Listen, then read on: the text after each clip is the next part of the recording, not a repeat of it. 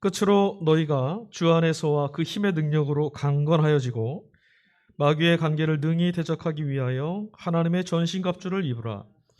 우리의 씨름은 혈과 육을 상대하는 것이 아니요 통치자들과 권세들과 이 어둠의 세상 주관자들과 하늘에 있는 악의 영들을 상대함이라.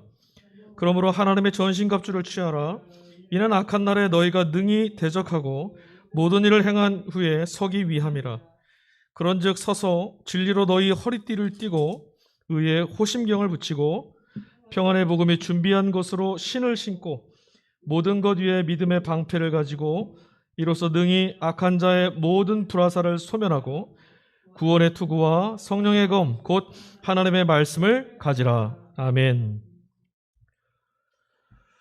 참 좋으신 주님의 은총과 평화가 우리 가운데 함께 하시기를, 주님 부르시는 그날까지 이 믿음의 걸 가운데 주와 함께 든든하게 걸어갈 수 있도록 도와주시기를, 우리의 믿음이 날마다 더 굳세질 수 있도록 힘주시기를 간절히 축원합니다. 오늘 우리가 이제 에베소서 6장 이제 말미를 읽고 있습니다. 이 에베소서 편지, 바울이 에베소 교회에 썼던 편지의 마지막 결론부를 우리가 읽고 있는 거죠.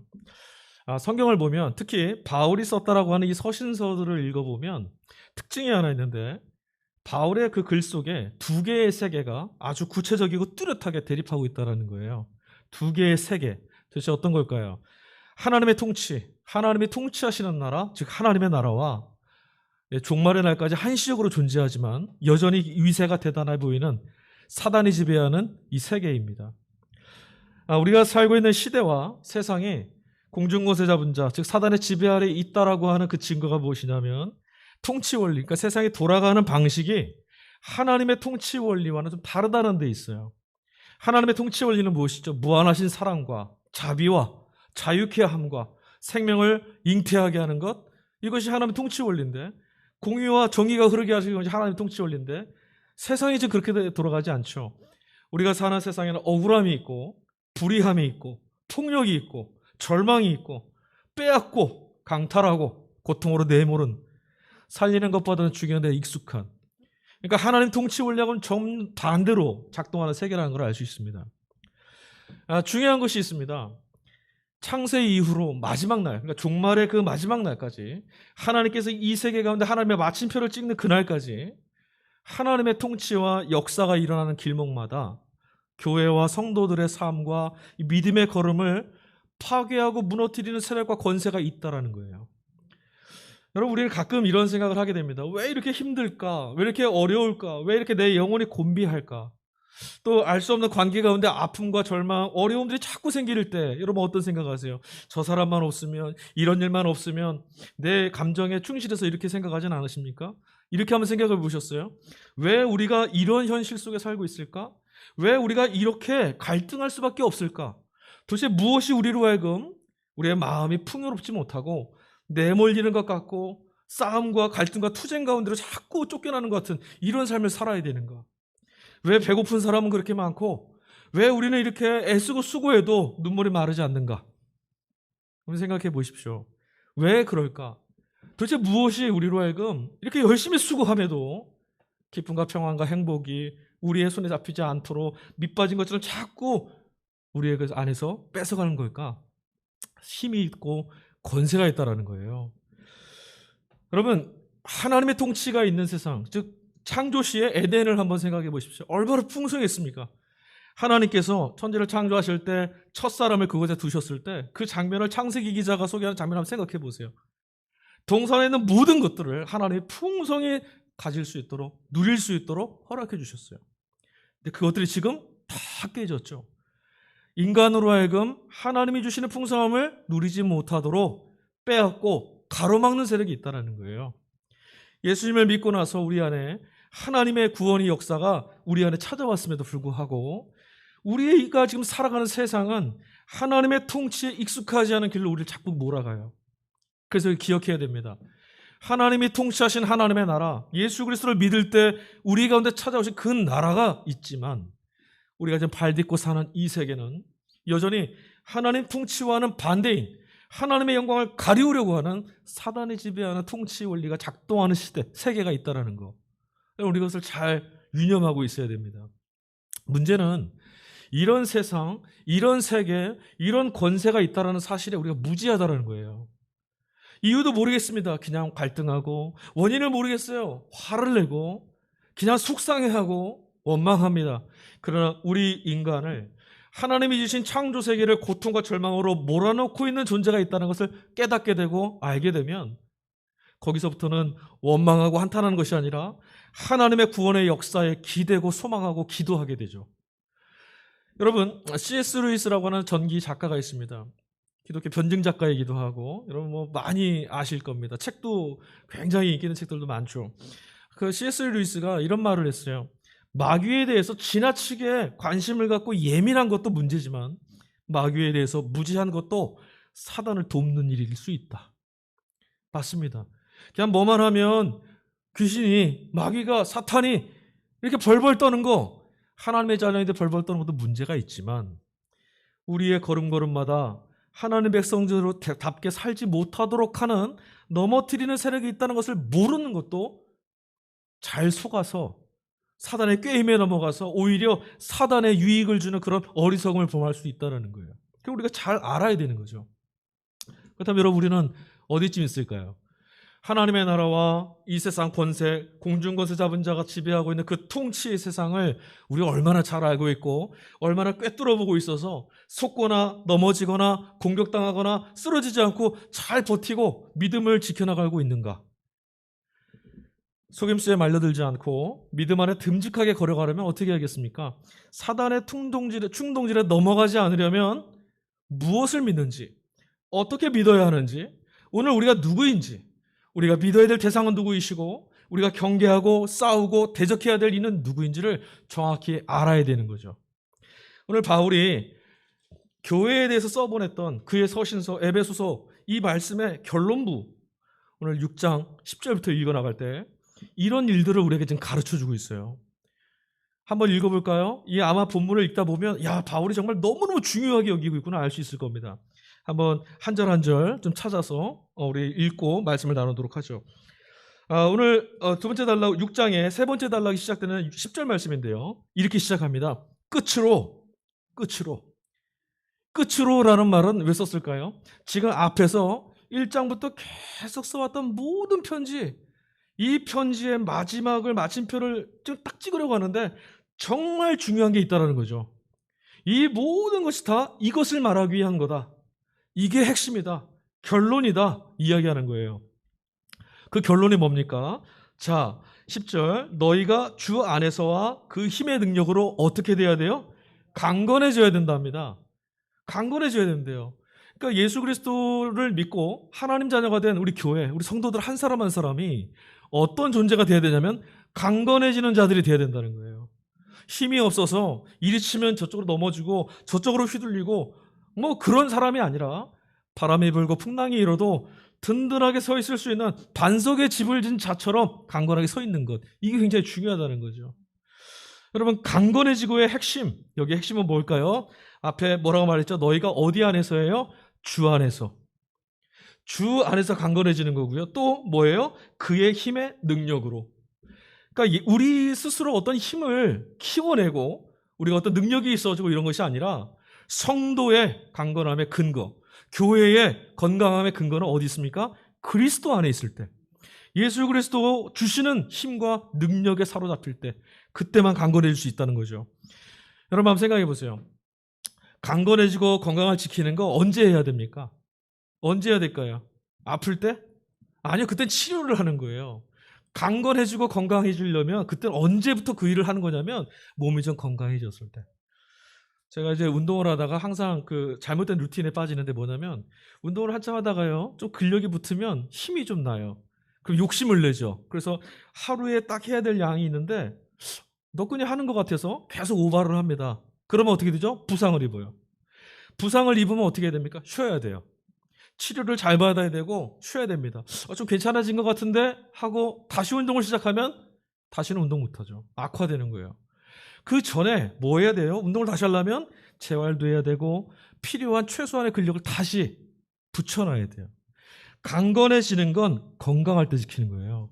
우리 신앙이 건강하고 은혜 안에 있을 때 더 단단하게, 믿음 안에 있을 때 더 믿음을 굳게 세워가야 되는 거죠. 예전에 우리 벌써 예전이란 말을 써야 되네요. 우리 금요 철학 기도회 할 때 항상 제가 말씀드렸잖아요. 기도하고 말씀 읽고 예배하는 것 언제 해야 돼요? 은혜 안에 있을 때. 정말 힘들 땐 기도가 안 나온다 그랬잖아요. 정말 어려울 땐 말씀 못 읽어요. 정말 삶이 너무 버거울 때는 믿음이 안 생깁니다. 우린 그런 존재예요. 그래서 언제요? 은혜 받을 만할 때. 그때 우리는 강건함을 지켜가야 되고 우리 영혼의 윤택함과 강건함을 힘써야 되는 거죠. 어떻게? 그리스도 예수 안에서. 자, 건강할 때 지키는 것, 또 건강하면 이겨낼 수 있게 되는 것도 있어요. 어떤 거예요? 왜 우리가 강건함을 자꾸 키우죠? 왜 몸을 건강하게 유지하고 요즘에 하도 이제 코로나 때문에 면역력 하잖아요. 왜 건강을 자꾸 우리 안에 강화시키는 그 일을 왜 합니까? 더 악하고 더 힘들고 더 어려운 오늘 본문의 말씀 나누기 전에 바울의 이야기를 제가 드리면서 그 얘기했잖아요. 하나님의 통치가 있는 이 세계, 예수 믿을 때 찾아온 이 세계 말고 공중권세 잡은 자가 통치하는 세계가 있다는 거죠. 그 세계의 힘에 눌리지 않고 하나님 백성답게 그 나라에 기쁨을 주고 살 수 있으려면 강건해져야 되는 거죠. 여러분, 그 에이즈라고 하는 질병이 있습니다. 후천성 면역 결핍증. 아주 치명적인 병이죠. 지금 뭐 치료제가 나왔다고는 해도 여전히 치명적인 그런 질병입니다. 아주 무서운 병이에요. 왜 무섭죠? 에이즈를 일으키는 그 병원균? 그건 별거 아니에요.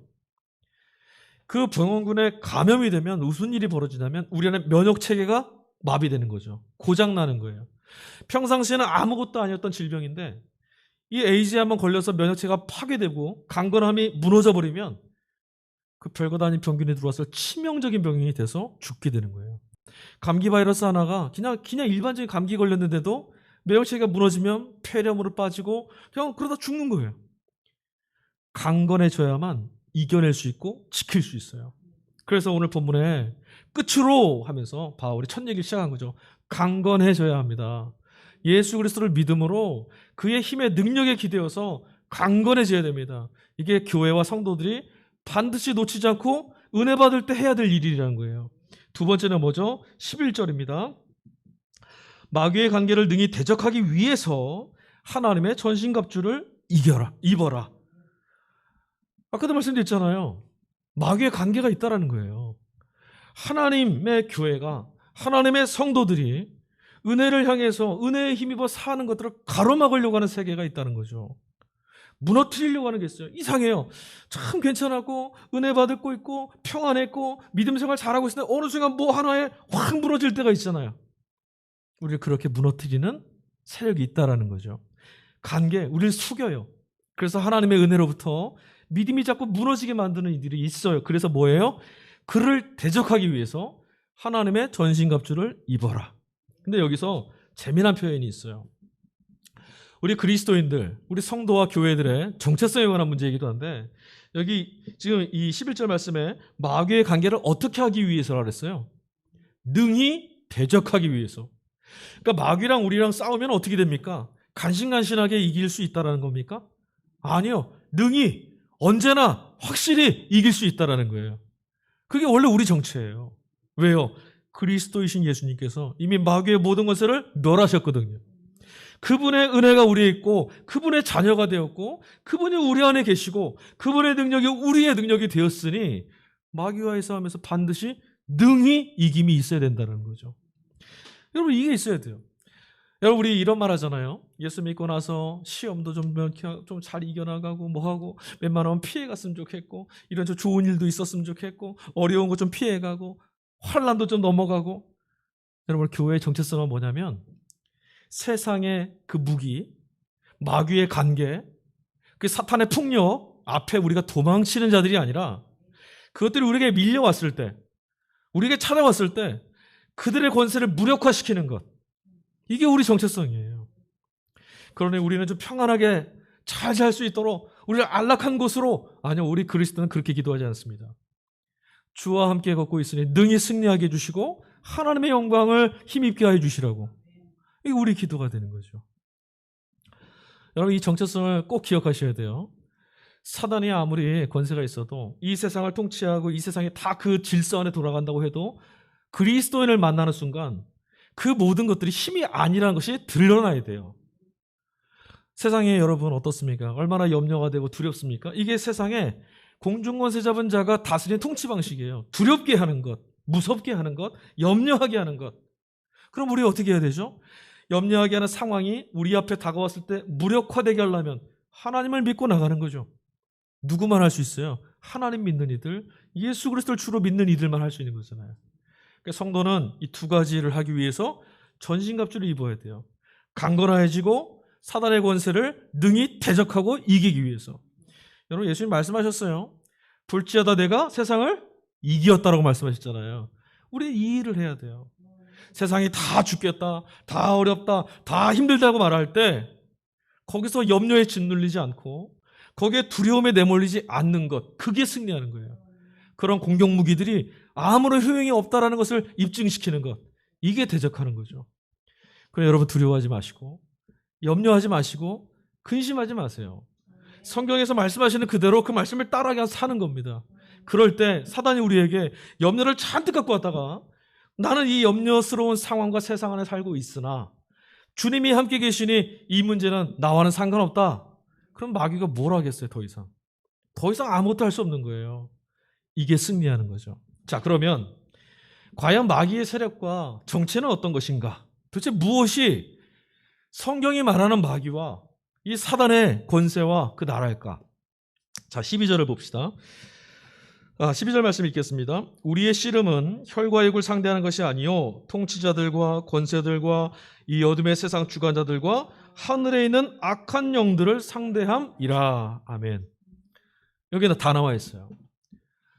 우리가 지금 싸워야 되는, 우리가 대적해야 되는 이들로부터 우리가 강건하게 지켜나가야 되는데 그 대상이 누구냐면 바로 이 12절에 나와 있는 이들이에요. 통치자, 권세들, 어둠의 세상 주관자들, 하늘에 있는 악한 영들. 다 뭐예요? 권위와 권세를 상징하는 단어들이에요. 여러분 이 모든 것들, 즉 어둠에 쌓여있는 우리가 싸워야 될 그 대상들, 사단의 체제와 권세, 그 나라는 어떤 것이냐면 하나님만이 권위이시고 하나님만이 주권이 있으신 분인데 그 권위를 거부하고자 하는 나에게 권리가 있다, 나에게 힘이 있다라고 주장하는 그런 모든 세력들을 말하는 거예요. 여러분 여기 나와 있는 이 내용들 보세요. 우린 다 실제로 우리 삶을 억압하는 그 이들이 바로 이 본문에 나와 있는 이들 아니에요? 통치하는 사람들, 권세를 가진 사람들, 세상의 주관자들과 하늘에 있는 악한 영들. 하나님의 뜻대로 생명을 살리고 기쁨과 평안 안에 우리가 살아야 되는데 그것들을 다 빼앗아서 우리로 하여금 절망에 짓눌려 살게 하는 그 이들이 바로 12절에 나와 있는 이 세력들이에요. 그럼 여러분 하나님 말씀대로, 하나님 뜻대로 성경의 말씀들이 나의 삶에서 작동되고 고백되어지고 능력으로 발현되지 못하도록 하는 무엇인가가 있을 때 여러분 그것이 바로 우리가 대적해야 될 대상인 거예요. 여러분 돈 한번 예를 들어볼까요?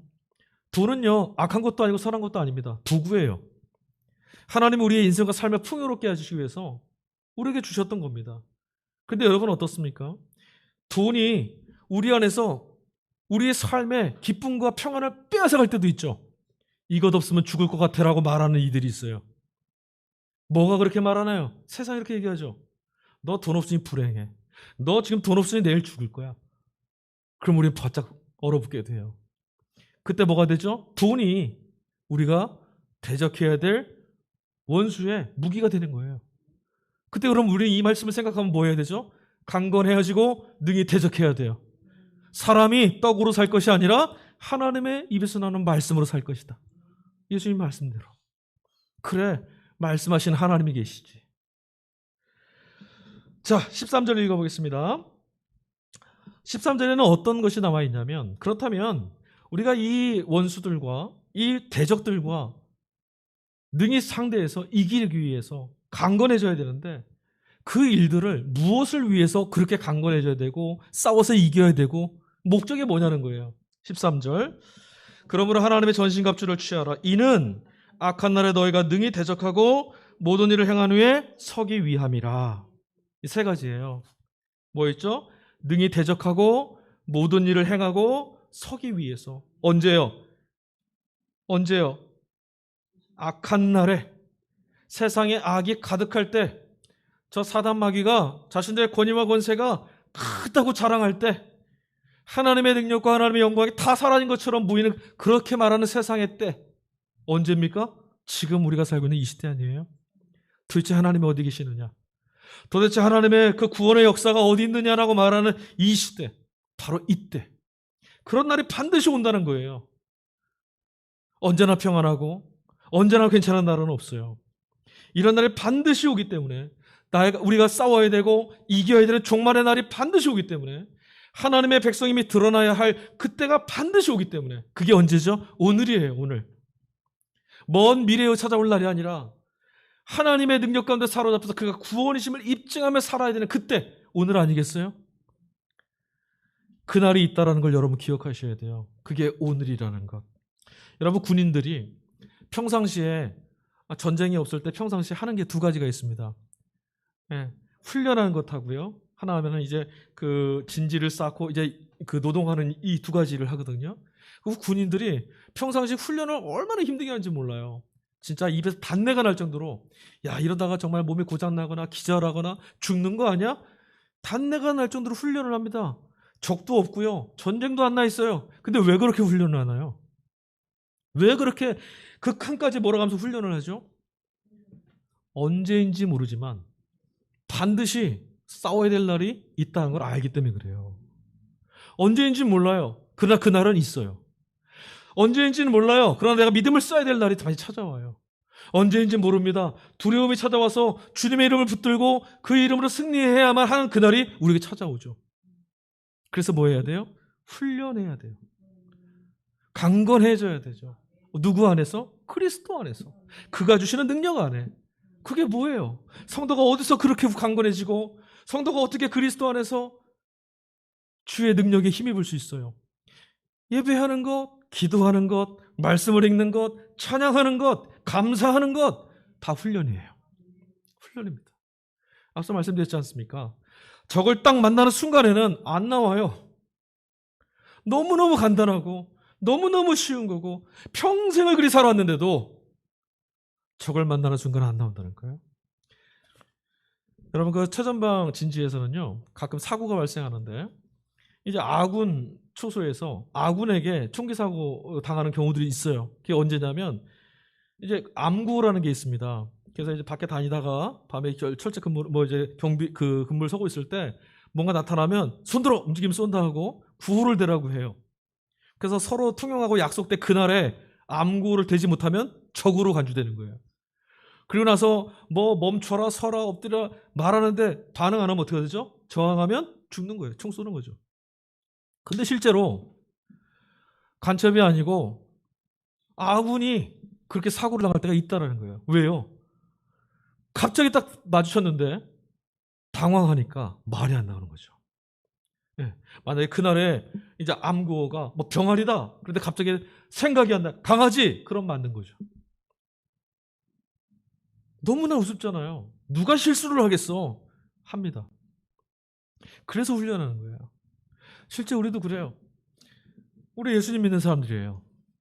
주님을 믿고 나가는 일들 가운데 언제나 승리하신 주님이 함께 계신다는 거 우리 믿고 사는 사람들인데도 어떻습니까? 삶에 나가는 순간부터 휘청휘청 되지 않습니까? 말씀이 능력이 있다라고 우리 얼마나 많이 말씀을 듣고 신앙생활하고 얼마나 마음으로 고백했었어요. 그런데 실제로 삶에서 우리 앞에 시련이 찾아오고 환란이 찾아오고 마귀의 이 관계가 우리를 막 덮쳐올 때 당황하고 하나님 생각 하나도 못하고 예수님의 손을 붙들면 이길 수 있다는 것 까마득하게 잊어버리고 이젠 죽었구나. 얼마나 많아요. 그래 여러분, 믿음의 자리, 신앙의 자리에 훈련하는 것은 끝이 없어요. 주님 나라 갈 때까지 십자가에 기대어서 주의 손 붙들고 그렇게 살아가는 거예요. 안 그러면 다 형편없이 무너지는 겁니다. 자, 그러면 어떻게 그럼 훈련하고 그럼 어떻게 마귀의 관계로부터 이길 수 있을 만큼 강건해질 수 있을 것이냐? 그 어떻게 해야 되는 답을 줘야 되잖아요. 그냥 열심히 해서 강건해져라, 그래 싸워서 이겨라, 이게 아니었어요. 바울은 이제 이 이후에 14절부터 그럼 어떻게 해야 되느냐, 앞서 말했던 하나님의 전신갑주를 입으라고 했는데 그럼 그건 뭐냐 설명이 들어갑니다. 14절부터예요. 자, 14절. 자, 그런즉 서서 뭐로 허리띠를 떼야 돼요? 진리로 허리띠를 떼랍니다. 허리띠는 힘의 근거예요. 기초죠. 가장 중요한 거예요. 뭐 어떤 것들을 갑옷을 입고 무기를 장착해도 허리띠가 든든하게 서 있지 않으면 다 풀어 헤쳐지는 거예요. 가장 중요한 거라는 거예요. 그게 뭐예요? 진리 가운데 서는 것. 여러분, 진리가 뭡니까? 여러분, 아마 진리를 설명해봐라 그러면 진리 설명 못하시면 많을 겁니다. 뭔가 아는 것 같은데 딱 잡아 말하라 그러면 잘 못할 것 같아요. 진리가 뭐죠? 예수 그리스도죠. 예수 그리스도. 네. 요한복음에 보면 요한복음 14장 6절에 예수님 말씀하시죠. 나는 길이요 진리요 생명이다. 그럼 예수님이 진리라고 그랬는데 그럼 예수님이 진리시라고 하는 말은 또 뭡니까? 왜 예수님이 진리고 진리가 예수님이죠? 예수님이 뭘 보여주시는 거예요? 예수님은 하나님이 구원이시라는 것을 보여주신 길이에요. 그래서 진리인 거예요. 여기에 구원이 있어, 저기에 구원이 있어, 이렇게 하면 살 것 같아, 저렇게 하면 살 것 같아, 이것들을 다 패하고 하나님만이 나의 구원이시다, 이것을 보여주신 분이 바로 예수님이에요. 진리는 그러니까 뭐예요? 하나님은 구원이시다. 자, 예수 그리스도가 그러니까 우리의 신앙의 전부여야 되고 우리 신앙의 근거가 뭐여야 돼요? 예수 그리스도. 그러니까 예수 그리스도가 없는 기독교는 존재할 수가 없어요. 다른 모든 것들이 다 예수 그리스도를 설명하고 예수 그리스도를 비추어주고 그 예수님을 통해서 하나님을 만나게 하는 거거든요. 자, 그 다음에 진리로 허리띠를 띠는 그 기본 작업이 맞춰져 그 다음 뭐 하라고 하죠? 의에 호심경을 붙여라. 호심경은 뭐냐면 이런 겁니다. 우리 주변에 둘러서 지켜내는 거예요. 방어막 같은 거죠. 근데 뭐가 그 역할을 하느냐? 의래요. 의. 이 의라는 단어도 우리 성경 안에서 만나는 의로움, 의라는 단어도 우리가 참 뭐랄까요? 좀 쉽게 확 와닿지 않아요. 뭐 재판이나 이런 거 할 때 불의함, 이거에 반대되는 어떤 것일까? 정의나 이런 것일까? 생각하게 돼요. 영적 전쟁터 같은 세상에서 성도의 영적인 상태를 지키는 이 의의 호심경, 의가 도대체 뭘까? 우리 설교할 때 몇 번 말씀드린 적이 있는데 의라는 건 하나님이 용납해 주시고 인정해 주시는 걸 의로움이라고 그래요. 그러니까 하나님이 인정해 주실 만한 것, 하나님이 용납해 주실 만한 어떤 것을 의로움이라고 하죠. 그런데 여러분, 우리가 뭘 하면, 우리가 얼마나 뭐 하면 하나님이 인정해 주실 만하고, 우리가 얼마나 깨끗하면 하나님이 용납해 주실 만하고, 우리가 얼마나 대단하면 내 자녀 삼을 만하다 하시겠어요? 없어요. 없습니다. 그러니 의로움은 무엇이냐? 하나님이 인정해 주시고 용납하는 그 의로움은 전적으로 하나님께 달려있다. 하나님의 은총으로 우리가 의로워진다. 이거. 그게 뭡니까? 바로 그리스도의 의죠. 자기 의가 아니라, 자기 업적이 아니라 예수 그리스도를 믿을 때 구원받는다. 하나님이 예수 그리스도를 통해서 우리를 은총 가운데 구원해 내셨다. 하나님이 우리를 그의 의지로 받아주셨다. 용납해 주셨다. 이 사실이 의예요. 의. 성도의 의. 교회의 의가 바로 이런 거예요. 그러니까 여러분 착각하시면 안 됩니다. 요즘에 시대가 하도 하수상하고 기본적인 인성조차도 무너져버린 시대가 되다 보니 세상의 도덕과 윤리 수준의 어떤 것들을 우리가 요구합니다. 아니요. 교회에서 말하는 의로움은 그것들을 뛰어넘는 거예요. 하나님이 용납해 주실 만한 것. 여러분, 우리는 이것을 가졌죠. 예수님을 통해서. 하나님의 아들을 통해서. 이 사실을 잊지 말라는 거예요. 이것이 하나님의 은총으로 내가 산다는 것이 우리를 지켜내는 거예요. 제가 아주 실감나는 일을 하나 드릴게요. 이것도 우리 기도할 때 몇 번 말씀드렸어요. 여러분, 귀신 축사를 하게 되면 귀신의 사도를 잡힌 자하고 이제 붙들고 이제 축사를 하게 되면 귀신이 그냥 휙 나가면 좋지만 이 귀신이 잘 안 나가고 거센 것들도 있단 말이에요. 그럼 어떻게 되는지 아십니까? 축사를 하고 중보기도 하고 그를 위해서 함께 매달리고 있는 사람들을 정죄해요. 귀신같이 알아본다 그러잖아요. 정말 귀신이 귀신같이 알아봐요. 이 사람이 평상시에 뭐 했고, 이 사람이 어떤 일을 저질렀고, 어떤 은밀한 일을 하고 있는지 다 알아요. 과거에 했던 일들을 다 알아요. 그래서 그걸 고발하죠. 네가 무슨 하나님의 사자야. 네가 무슨 예수님을 믿는 사람이야. 정죄합니다. 그때 아이쿠 하고 찔림을 당하면 어떻게 되죠? 지는 거예요. 저요 그렇게 하면. 아니야 나 그런 적 없어. 숨기려고 아무리 하고 부정해도 그렇게 해서 이길 수 없어요. 제가 가르쳐드렸죠. 어떻게 하면 이길 수 있어요? 맞아. 나는 원래 죄인이야. 맞다고. 나는 원래 죽을 수밖에 없는 죄인 맞아. 그래서 그런 나를 하나님이 구원해 주셨어. 이거잖아요 이거. 자기가 아니라 그리스도의 의. 나는 아무런 공로가 없고 하나님이 나를 구원해 주셨다 이 사실을 붙들고 있는 것이 우리를 지켜주는 거예요. 여러분 사람이 왜 교만해지고 왜 타락하게 됩니까? 하나님께서 나에게 주신 그리스도의 의로움을 잃어버리고 내가 꽤 잘한 것 같거든요. 내가 이만큼 목회를 했고 내가 이만큼 신앙생활을 했고 내가 말씀을 이만큼 지켜냈고 그거 다 무너지는 거예요. 그건 우리를 넘어뜨려요. 교만해지는 거죠. 그러나 마귀의 관계로부터 우리를 지켜내는 건 뭐냐면 나는 아무런 공로 없으니 하나님께서 당신의 아들의 피로 우리를 덮으셔서 그 희생값을 치르심으로 우리를 건져내셨다는 한 사실 이거 믿고 사는 것 이게 우리 지켜내는 거예요. 사랑하는 성도 여러분 바울이 지금 말한 대로 의가 우리에게 주는 호신경을 놓치면 안 돼요. 모든 불의함과 불법함에서 우리 영적인 상태를 지켜내는 길은 오직 의로운 하나님 예수 그리스도를 통해서 우리 구원해내셨다. 나에겐 아무런 의로움이 없다는 것을 고백하시는 우리 성도들 되기를 간절히 소망합니다. 자, 그 다음 15절 평안의 복음이 준비한 것으로 신을 신으랍니다. 여기서 평안이란 말이 원어대로 한 평화와 같은 말인데요. 그것으로 신을 신고 있으래요. 여러분 신을 신고 뭐 하죠? 이리저리 다녀야 됩니다. 지금 이 말은 뭡니까? 우리가 가는 곳, 우리가 머무는 곳마다 뭐가 있어야 돼요? 평화가 있어야 돼요. 마태복음에서 예수님께서 산상수훈의 말씀을 하실 때도 얘기했어요. 평화하게 하는 자가 하나님의 아들이라 일컬음을 받는데요. 하나님 백성은 뭐 하는 거죠? 평화를 이루는 자들, 분쟁과 갈등과 싸움과 다툼이 아니라 하나님의 백성들이 가 있는 그 자리에 평화가 이루어지도록 하는 사람들. 이걸로 신을 신는 사람들이죠. 내가 있는 곳은 그래서 언제나 어떤 자리가 돼야 돼요? 평화가 이루어지는 곳이 돼야 돼요. 자, 그 다음 16절입니다. 모든 것 위에 뭘 가지라고 했습니까? 그러니까 앞서 말했던 이런 무기들과 이런 방어구들을 다 갖춘 다음에 이것 위에다가 믿음의 방패를 가지고 그러니까 이게 없으면 어떻게 된다는 거예요? 다시 공격을 막 받아서 처음엔 잘 버티는 것 같아도 호심경도 깨지고 뭣도 깨지고 다 깨질 수 있어요. 근데 뭘로 막아내야 돼요? 믿음의 방패. 이게 있어야 된다는 거죠.